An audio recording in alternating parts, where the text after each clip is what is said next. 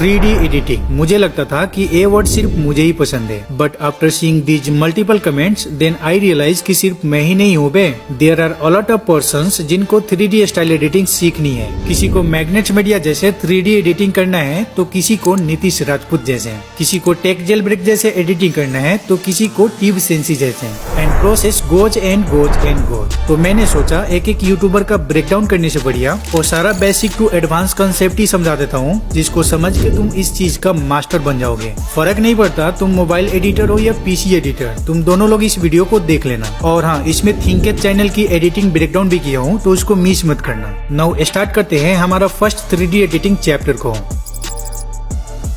Okay, सो हर बार की तरह हम बेसिक से स्टार्ट करते हैं। जिनको 3D कैमरा का बेसिक पता हो वो वीडियो को स्किप करके आगे बढ़ सकते हो। 3D टाइप के एडिटिंग में ना मेनली दो पावरफुल टूल्स का रोल होता है, एक 3D कैमरा और दूसरा नल। अब देखो, कोई भी टूल को यूज करने से पहले वो टूल कैसे काम करता है उसको जानना बहुत जरूरी होता है। तो बात कर लेते हैं पहले 3D कैमरा के बारे में।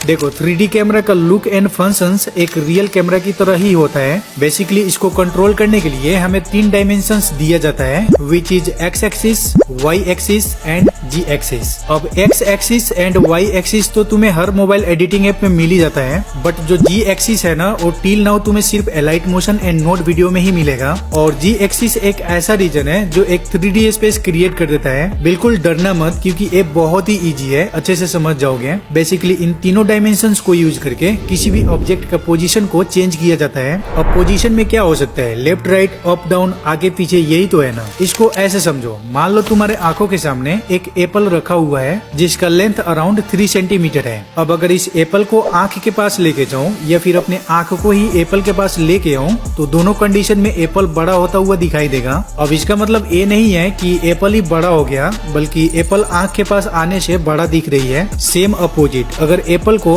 आंख से दूर लेके जाऊं तो इस कंडीशन में एप्पल छोटा होता हुआ दिखाई देगा, यानी कि आंख से दूर जाने से साइज भी छोटा दिखेगा। दैट मीन यहाँ पे एक डिस्टेंस का वैल्यू चेंज हो रही है, जिसको बोलते हैं जी एक्सिस, यानी कि आगे पीछे। सिमिलरली अगर एप्पल को आंख से दूर न करके सिर्फ उसको लेफ्ट एंड राइट पोजीशन पे शिफ्ट करूँ तो इसका मतलब हुआ यहाँ पे हम एक्स एक्सिस को यूज कर रहे हैं। लेकिन अब की बार मैं इसी एप्पल को ऊपर या नीचे करूँ तो इसका मतलब हुआ वाई एक्सिस को यूज में ले रहे हैं। नाउ आई होप कि तुम्हें तीनों डायमेंशन समझ आ गया होगा। अब बात करते हैं 3D कैमरा की बैकबोन यानी कि नल की।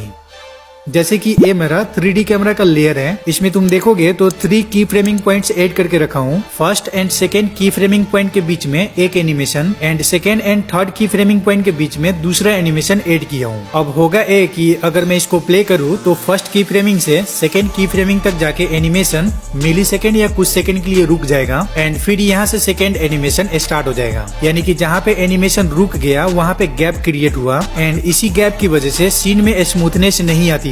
तो बस इसी गैप को खत्म करने के लिए, यानी कि एक स्मूथ एनिमेशन के लिए एक नल लेयर की एंट्री होती है। नाउ अभी तक घर का मालिक कैमरा था, यानी कि कैमरा कंपोजिशन के सारे लेयर्स को एक साथ कंट्रोल कर रहा था, बट नल के आने के बाद कैमरा को नल से कनेक्ट कर दिया जाता है, जिसे कि अब सारा कंट्रोल नल के पास चला जाता है एंड इसी प्रोसेस को एडिटिंग के लैंग्वेज में लेयर पेरेंटिंग बोलते हैं। नाउ कैमरा का सेकेंड की फ्रेमिंग, यानी कि जहाँ पे हमारा एनिमेशन रुकने वाला है उससे थोड़ा पीछे ही नल पे एक की फ्रेमिंग दे दो एंड फिर जो कैमरा का थर्ड की फ्रेम है उसको हटा के नल से एनिमेट कर दूं तो एक एनिमेशन खत्म होते ही दूसरा एनिमेशन स्टार्ट हो जाएगा, जो कि देखने में पहले से काफी स्मूथ फील होगा।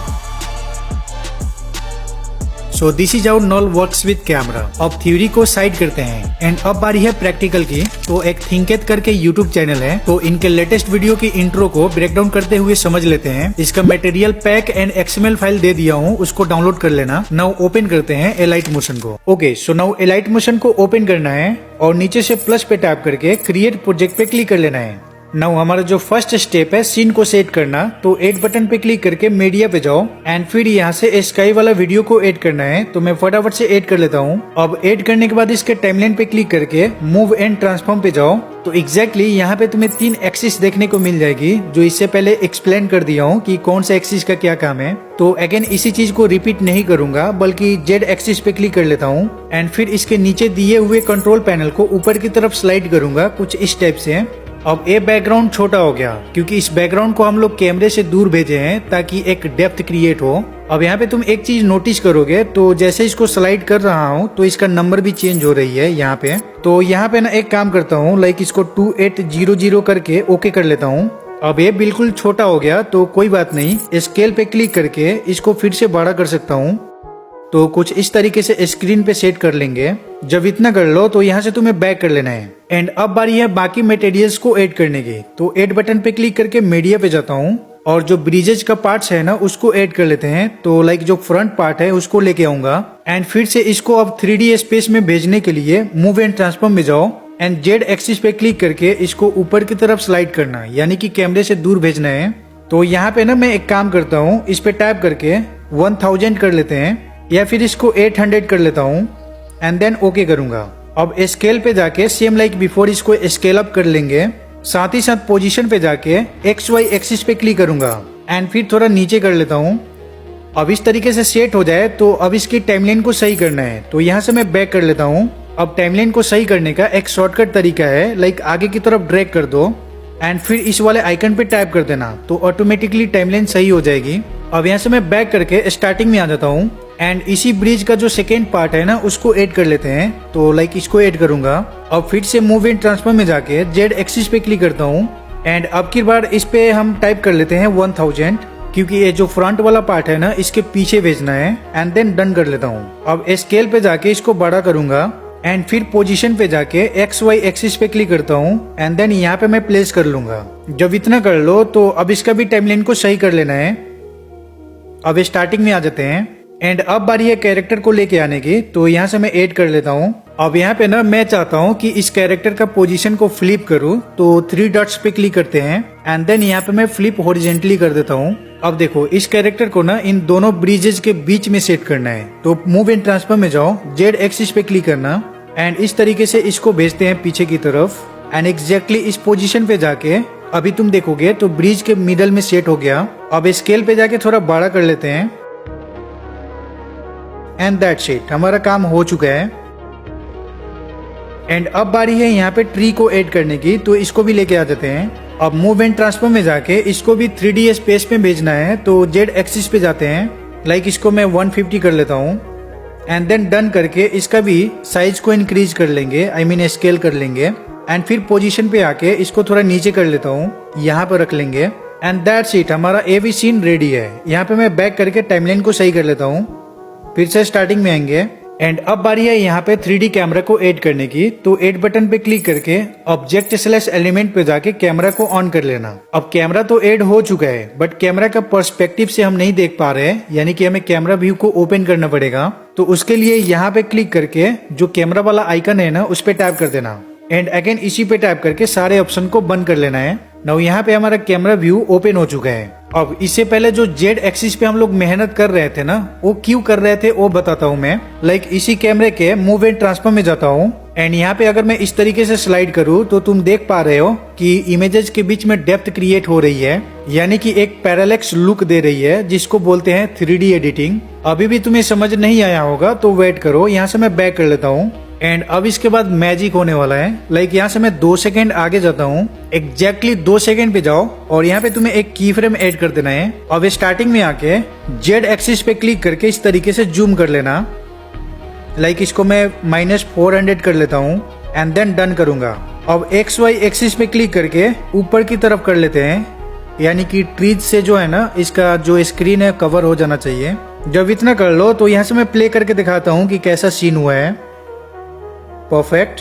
अब इसमें एक स्मूथ एनिमेशन के लिए ना ग्राफ वाले आइकन पे टैप करके F4 वाले ग्राफ को दे देना है एंड अभी देखो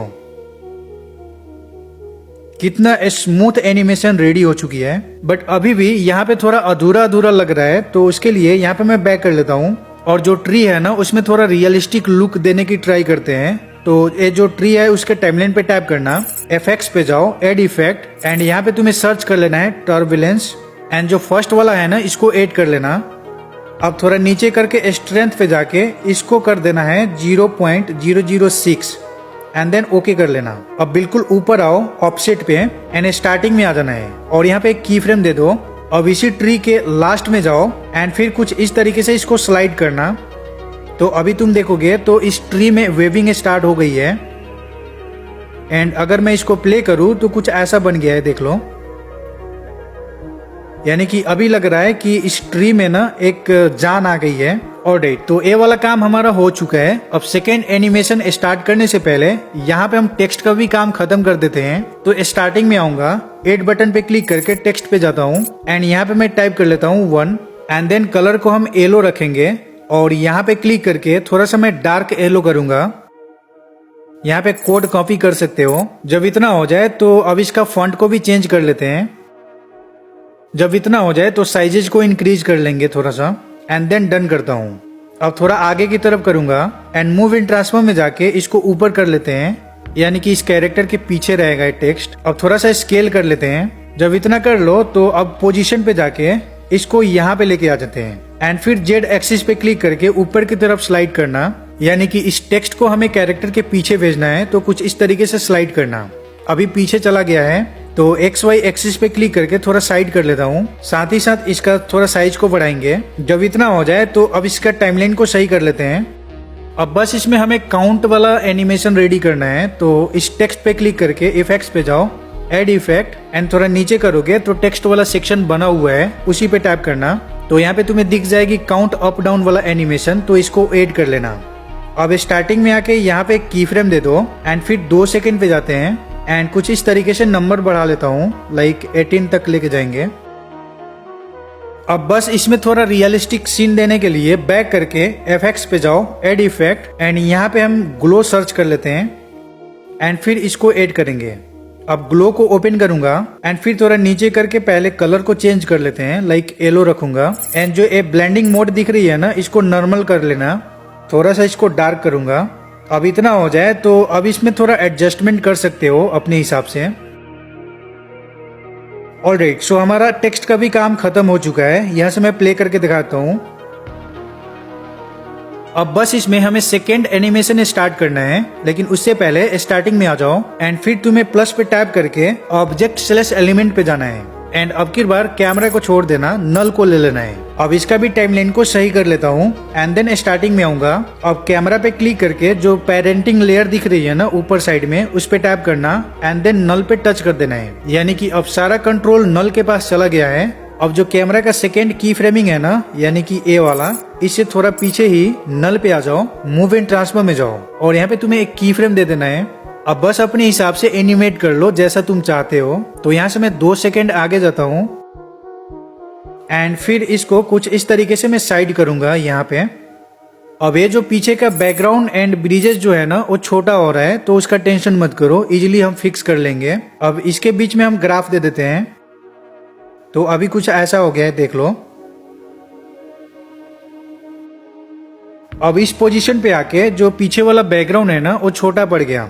तो ये जो स्काई वाला बैकग्राउंड है ना, इस पे टैप करना, देन मूव एंड ट्रांसफॉर्म में जाके स्केल पे क्लिक करके बड़ा कर लेना, कुछ इस टाइप से। सेम तुम इसके साथ भी कर सकते हो। थोड़ा चाहो तो इसको थोड़ा नीचे कर सकते हो, इस तरीके से मैं नीचे कर लेता हूँ। अब देखो जैसे एनिमेशन दूसरे साइड गया है ना, कुछ इस तरीके से, उसी टाइम ये जो टेक्स्ट है ना दूसरे साइड में आना चाहिए।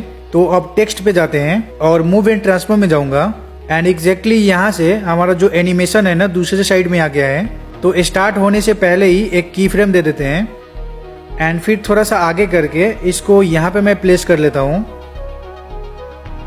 यानी कि ये जो मूवमेंट है ना थोड़ा फास्ट होना चाहिए। अब देखो ये जैसे नंबर दूसरे साइड में आया है ना, तो इसमें से माइनस भी करना है। तो यहाँ से मैं बैक करके और इफेक्ट्स पे जाता हूँ और जो पहले इफेक्ट ऐड किए थे ना काउंट अप डाउन वाला, उसको ओपन कर लेते हैं एंड फिर यहाँ से हमें माइनस करना है। तो यहाँ पे एक की फ्रेम दूंगा और फिर थोड़ा सा आगे करके इसको माइनस कर लूंगा, लाइक 10 कर लेता हूँ। ऑलराइट, तो ये वाला काम भी हो चुका है। अब यहाँ से मैं बैक कर लेता हूँ। अब स्टार्ट करने वाले हैं थर्ड एनिमेशन को। तो स्टार्टिंग में आके फिर से तुम्हें एक नल को ले लेना है एंड टाइमलाइन को सही कर लेना। स्टार्टिंग में आओ और जो नल 1 है ना, यानी कि प्रीवियस नल, उस पे टैप करके पेरेंटिंग लेयर पे क्लिक करो एंड फिर अभी जो हम लोगों ने लिया है ना, यानी कि नल 2 के साथ इसको सेट कर लेना है। तो अब जो सारा कंट्रोल है ना वो नल 2 के पास आ गया। नाउ यहाँ से मैं आगे की तरफ करता हूँ एंड ये वाला एनिमेशन खत्म होने के बाद जो पीछे का बिल्डिंग है ना उसको हम शो करेंगे। तो यहाँ से मैं बिल्डिंग को लेके आ जाता हूँ, इसको ऐड कर लेते हैं। अब ये बिल्डिंग नहीं दिख रही है तो कोई बात नहीं, यहाँ पे क्लिक करके कैमरा व्यू को अभी के लिए ऑफ कर लेना। यहाँ से मैं डिलीट करके एक बार अगेन ऐड कर लेता हूँ एंड फिर इसको यहाँ पे सेट करेंगे। साथ ही साथ इसको हमें पीछे भेजना है तो जेड एक्सिस पे क्लिक करके थोड़ा पीछे कर लेना, लाइक कैरेक्टर के भी पीछे होना चाहिए। एंड फिर इसको स्केल कर लेते हैं। अब यहाँ से मैं कैमरा व्यू को ओपन करूंगा एंड फिर पोजीशन पे जाके एक्स वाई एक्सिस पे क्लिक करके यहाँ पे लेके आ जाता हूँ। अब इतना हो जाए तो अब इसके टाइमलाइन को सही करना है, तो इस तरीके से मैं सेट कर लेता हूँ एंड मैं प्ले करके देख लेता हूँ कि हमें कहाँ पे बिल्डिंग शो कराना है। एग्जैक्टली यहाँ पे शो होना चाहिए। तो बिल्डिंग पे जाओ, मूव एंड ट्रांसफर में जाना है एंड फिर यहाँ पे की फ्रेम दे दो। अब यहाँ से मैं 2 सेकेंड आगे जाता हूँ एंड फिर यहाँ पे भी एक की फ्रेम दे दूंगा। अब जो पिछले वाला की फ्रेमिंग है ना, इस पे आके इसको नीचे की तरफ ड्रैग कर देना। अब इसके बीच में ग्राफ दे देते हैं। तुम चाहो तो और भी फास्ट कर सकते हो, लाइक इसको ड्रैग करके थोड़ा पास में लेके आ जाता हूं। अब यहाँ पे जैसे बिल्डिंग निकल रही है ना, इसी पोजीशन पे हमें जूम भी करना है। तो जूम करने के लिए हम नल से जूम करेंगे। तो यहाँ से बैक करके नल 2 पे आओ, मूव एंड ट्रांसफर में जाना है एंड बिल्डिंग निकलने से पहले यहाँ पे की फ्रेम दे दो एंड फिर यहाँ से मैं 2 सेकेंड आगे जाता हूँ एंड फिर एग्जैक्टली इस पोजीशन पे आके जेड एक्सिस पे क्लिक करूंगा एंड फिर इस तरीके से मैं जूम कर लेता हूँ। साथ ही साथ एक्स वाई एक्सिस पे क्लिक करके थोड़ा इस तरीके से सेट करूंगा। यहाँ पे ग्राफ दे सकते हो। अब यहाँ पे हमें दूसरा भी बिल्डिंग शो करना है, तो उसके लिए यहाँ पे एक की फ्रेम दे देता हूँ बैक करके एंड फिर थोड़ा सा आगे करके इस तरीके से मैं स्लाइड कर लूंगा, यानी कि दूसरी तरफ। एंड यहाँ पे भी ग्राफ दे देते हैं एंड एग्जैक्टली इस पोजीशन पे भी हमें बिल्डिंग निकालना है। तो यहाँ से मैं इसको पहले ऑफ कर लेता हूँ एंड फिर से ऐड करेंगे, लाइक अब की बार इसको ऐड करूंगा। अब यहाँ पे पॉइंट ऑफ व्यू को ओपन कर लेते हैं, टाइमलाइन को सही करेंगे। तो ये जो बिल्डिंग है ना, अभी जो हम लोगों ने ऐड किया था उस पे जाके एक की फ्रेम दे दो एंड फिर इस पोजीशन पे जाके एक की फ्रेम दे देना है। अब पिछले पे आके इसको नीचे कर देना, यानी कि सीन से बाहर कर देना है। अब इसके बीच में ग्राफ दे देते हैं। थोड़ा फास्ट हो गया, इसको मैं स्लो कर लेता हूँ। सिंपली इस की फ्रेमिंग को थोड़ा दूर कर दूंगा। अब सेकेंड बिल्डिंग शो होने के बाद यहाँ पे हमें जूम आउट भी करना है सीन को, तो यहाँ से मैं बैक कर लेता हूँ एंड देन जो नल 2 है ना उस पे आ जाते हैं एंड एग्जैक्टली यहाँ पे शो करने के बाद मूव एंड ट्रांसफर में जाके यहाँ पे की फ्रेम देता हूँ एंड थोड़ा सा आगे करके इसको जूम आउट करूंगा कुछ इस टाइप से।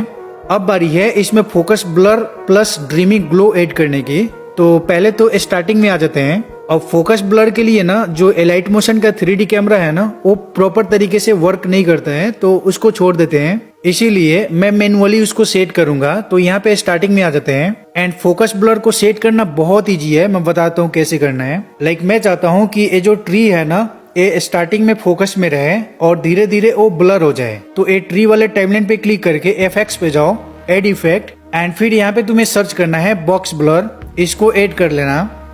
अब बॉक्स ब्लर को ओपन करते हैं एंड स्टार्टिंग में इसको मैं 0 कर लेता हूँ एंड 2 सेकेंड पे जाके मैं चाहता हूँ 2 सेकेंड पे जाके ये थोड़ा सा ब्लर हो जाए। तो एग्जैक्टली यहाँ पे जाके थोड़ा सा ब्लर कर देंगे, परफेक्ट।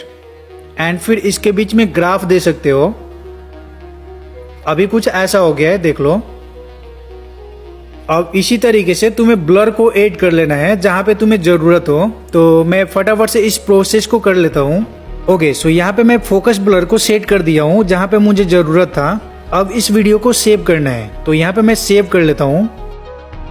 अब सेव करने के बाद ही हम इसमें ड्रीमी ग्लो ऐड करने वाले हैं। यहाँ से बैक करके न्यू प्रोजेक्ट बना लेते हैं एंड जो अभी वीडियो सेव हुआ था उसको ऐड करूंगा। तो इस तरीके से मैं वीडियो को ऐड कर चुका हूँ न्यू प्रोजेक्ट पे। अब इसी पे क्लिक करके यहाँ पे क्लिक करके डुप्लीकेट लेयर करना एंड जो नीचे वाला है ना, इसको हाइड कर देना है अभी के लिए।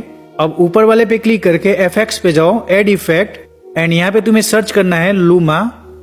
इस लूमा की को ऐड कर देना। अब फिर से बैक करके एफएक्स पे जाओ, एड इफेक्ट एंड अब की बार ऐड करना है गॉसियन ब्लर को, लाइक ए वाला। एंड गॉसियन ब्लर को थोड़ा बढ़ा लेते हैं, कुछ इतना 0.250 एंड फिर मैं बैक कर लेता हूँ। अब जो हाइड किए थे उसको अनहाइड कर लेना एंड जो इफेक्ट्स अप्लाई किए थे उस पे टैप करना। अब ब्लेंडिंग एंड ओपेसिटी में जाओ एंड लाइटन पे क्लिक करके यहाँ से तुम चेंज कर सकते हो। लाइक ये लाइटन वाला काफी मस्त लग रहा है, थोड़ा सा ओपेसिटी को डाउन कर दिया। एंड फिर यहाँ से मैं बैक करके अब यहाँ से एक विग्नेट को ले लेते हैं। एंड लो भाई, हमारा वीडियो रेडी हो चुकी है, प्ले करके दिखाता हूँ। आखिर कैसे एक 18 साल का बच्चा 10 साल में इतनी बड़ी कंपनी बना देता है कि जितनी 100 सालों में बड़े से बड़ा अरबपति नहीं बना पाया। ये सो दैट्स इट यार, इस चैप्टर में इतना ही रहने देते हैं। अगर नेक्स्ट चैप्टर चाहिए तो उसके लिए 3K लाइक कंप्लीट कर देना इस वीडियो पे। तो चलो मिलते हैं नेक्स्ट वीडियो में, तब तक के लिए बाय।